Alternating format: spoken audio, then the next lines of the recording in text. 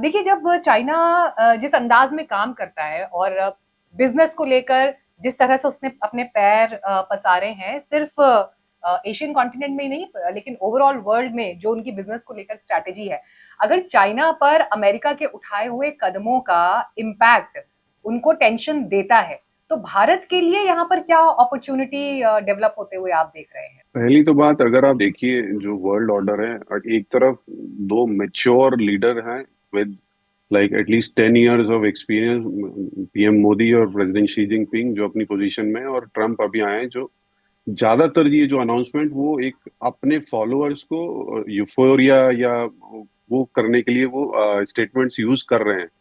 तो मेरे हिसाब से दूसरी ओर जो एशियन लीडर्स हैं वो काफी मेच्योर हैं। और सेकेंडली, भारत की बात करें तो भारत ने एक एक और यूनिक चीज की है, जो उनकी सेकंड लाइन इन कमांड है डोनाल्ड ट्रम्प की, उसके साथ एंगेजमेंट भी काफी अच्छे लेवल पे है हमारी। और कुछ कम्युनिकेशंस या ज्यादातर कम्युनिकेशंस अब लगता है कि सेकंड लेवल को कॉन्फिडेंस में लेके ही भारतीय एडमिनिस्ट्रेशन बहुत अच्छे तरीके से उसको हैंडल कर रहा है।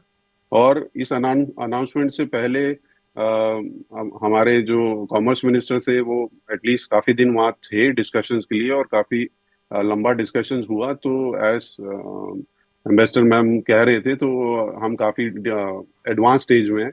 तो दो या तीन अपॉर्चुनिटी भारत के लिए है। एक तो इकोनॉमिक या बिजनेस सेंस में जो जो हमारे सेक्टर्स दो तरीके से उसका एडवांसमेंट ले सकते हैं। जो तो हमारे कॉम्पिटिटर ग्लोबल चैलेंजेस हैं, जैसे टेक्सटाइल में बांग्लादेश है, वियतनाम है, उन पे टैरिफ ज्यादा लगा है और हमारे पे कम लगा है, तो हमारा टेक्सटाइल का एक्सपोर्ट बढ़ सकता है।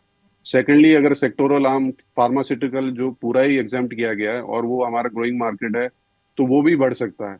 थर्डली, अगर भारत ये मास्टर कर लेता है कि ट्रम्प नेगोशिएशन एडमिनिस्ट्रेशन के साथ कैसे नेगोशिएट करना और एक चैनल क्रिएट करना, तो आई थिंक उसका थोड़ा सा एडवांटेज हम देख रहे हैं कि काफी वर्ल्ड लीडर्स न्यू दिल्ली की तरफ ट्रैवल कर रहे हैं अपने कंसर्न्स लेके, या भारत के साथ जो रिलेशनशिप है वो सुदृढ़ करने के लिए। तो एक ग्लोबल सेंटर हो सकता है भारत आने वाले समय में, या ऑलरेडी हो चुका है। अगर आप ओके। देखिए जिस तरह के ट्रैवल्स हो रहे हैं भारत में फॉरेन लीडर्स के, तो एक तो हमारा इकोनॉमिक वे में कुछ सेक्टर्स में हम उसको लिवरेज ले सकते हैं, जहाँ पे जो सप्लाई चेन ब्रोकन होगी इसकी वजह से बाकी कंट्रीज पे जो टैरिफ लगा है उस पे हम लेवरेज कर सकते हैं। थर्डली, जो इम्पैक्टेड रीजन है, खासकर ईयू या अदर वेस्टर्न कंट्रीज जो कि अब प्रोडक्ट्स या अदर इंडस्ट्रीज हब्स को कनेक्ट करना चाह रहे हैं, वो हमारे साथ खुलेंगे। और लास्टली, हमारा जो जियो पॉलिटिकल एंगल है, मेरे ख्याल से वो मजबूत होगा, क्योंकि ना सिर्फ ट्रम्प और बाकी जो देश हैं वो भी भारत के साथ एंगेज होंगे जियो पॉलिटिकल रिलेशनशिप के लिए। बासमती मैम, देखिए जिस तरह से फैसला हुआ है उस पर रिएक्शंस तो बहुत तेजी से आने ही थे, लेकिन मैं ये चाहूंगी कि पॉइंट वाइज पॉइंट आप हमारे दर्शकों के लिए इसको एक बेटर तरीके से एक्सप्लेन अगर कर पाए। भारत सरकार ने जो रिस्पॉन्स दिया वो तो नपा तुला बड़ा सधा हुआ बयान है, अमूमन डिप्लोमेटिकली इसी तरह से स्टेटमेंट्स दिए जाते हैं, लेकिन उद्योग जगत इसे किस तरह से देख रहा है? और दूसरी सबसे बड़ी बात, जब डोनाल्ड ट्रंप के सपोर्टर्स ये कह रहे हैं कि ये बड़ा विजनरी फैसला है, अमेरिका विंस बिग, ये खुद ट्रम्प इस बात को की घोषणा कर रहे हैं, लेकिन वाकई क्या ये इतना बढ़िया फैसला है, इतना शानदार फैसला है जिसे दुनिया इस नजर से देखे?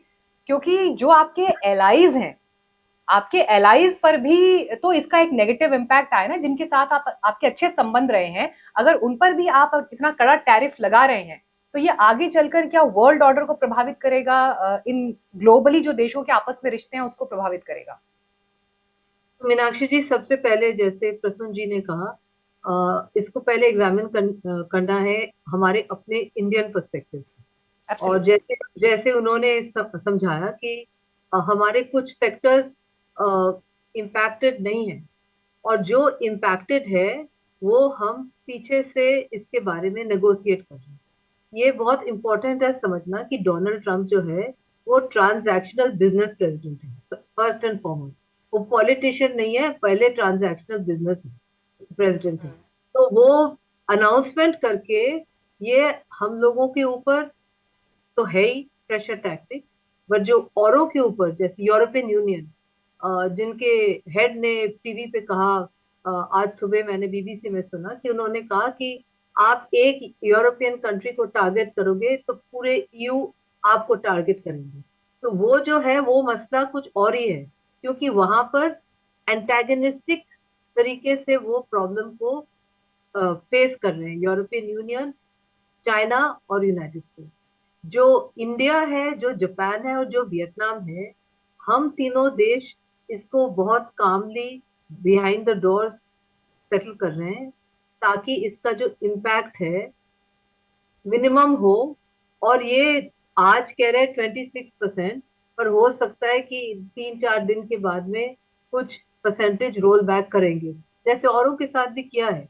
बट एडिशनल पॉइंट जो आपने कहा मीनाक्षी जी, वो बहुत इंपॉर्टेंट है कि ग्लोबलाइज्ड वर्ल्ड में जब आप इस तरीके से टैरिफ को यूज कर रहे हो, आप टैरिफ को वेपनाइज करके टैरिफ को यूज कर रहे हो आपके अलाइज और स्ट्रेटेजिक पार्टनर्स को टारगेट करने के लिए, तो अल्टीमेटली अगर ग्लोबल इकोनॉमी इम्पैक्ट हो जाए क्रूशियल सेक्टर्स में, तो उसमें कोई गारंटी नहीं है कि यूनाइटेड स्टेट्स उसमें 100% विक्टर बनेगी।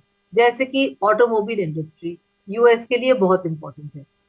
ऑटोमोबाइल इंडस्ट्री यूएस में शायद पॉजिटिवली डेवलप करेंगे ये टैरिफ की वजह से, पर जो बाकी चीजें हैं, फॉर इंस्टेंस वो लोग रेयर रेयर मिनरल्स वगैरह लेते हैं और देशों से, अगर वो लोग उसके ऊपर बहुत हाई टैरिफ लगाए तो उनके मैन्युफैक्चरिंग सेक्टर तो बहुत बुरी तरह से इम्पैक्ट होगा।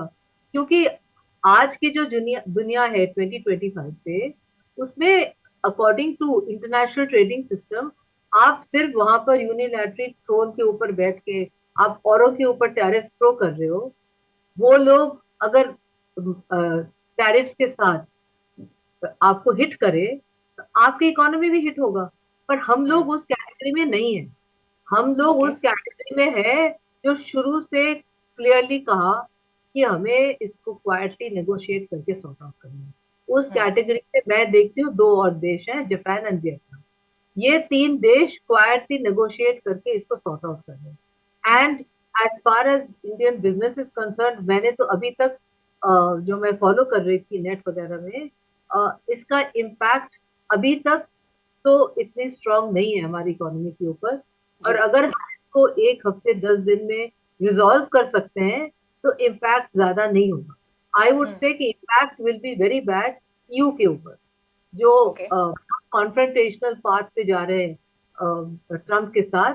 और जब जब ट्रम्प को आप कन्फ्रंट करोगे तो फिर वो बहुत ज्यादा ऑब्स्टिनेट हो जाते हैं।